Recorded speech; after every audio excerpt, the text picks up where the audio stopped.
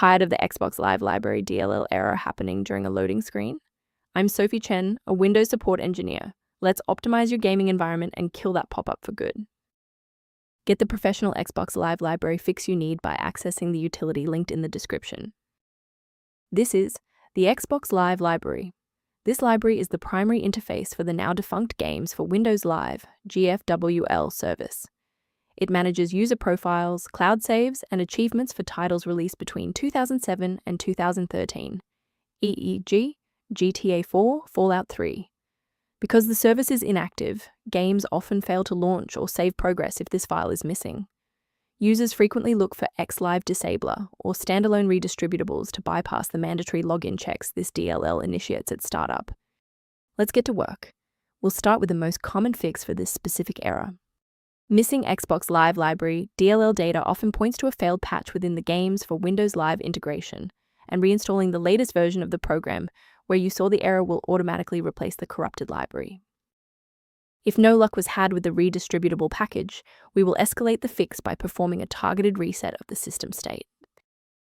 If your system has been running for an extended period, a reboot might be necessary to resync your background processes and clear any temporary locks on the Xbox Live Library file. To avoid losing your place during the restart, bookmark this page now, or hit the like button to save this video to your library for easy access later.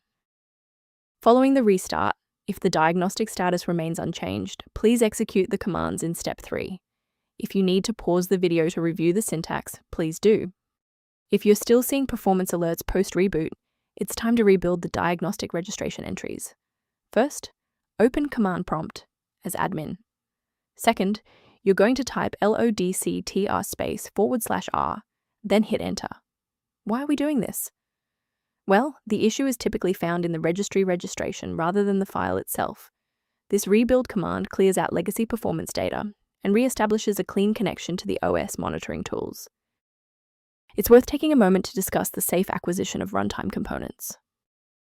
The risk of a blue screen of death increases significantly when you attempt to manually swap out files like Xbox Live Library DLL in your System32 folder. For a reliable way to monitor these specific library interactions, I've included a professional resource link in the description. If responsiveness issues occur, the system resource below references configuration considerations for Xbox Live Library. I'm Sophie Chen. If we've successfully stabilized your environment and resolved Xbox Live Library error, please subscribe and join our community of technical professionals.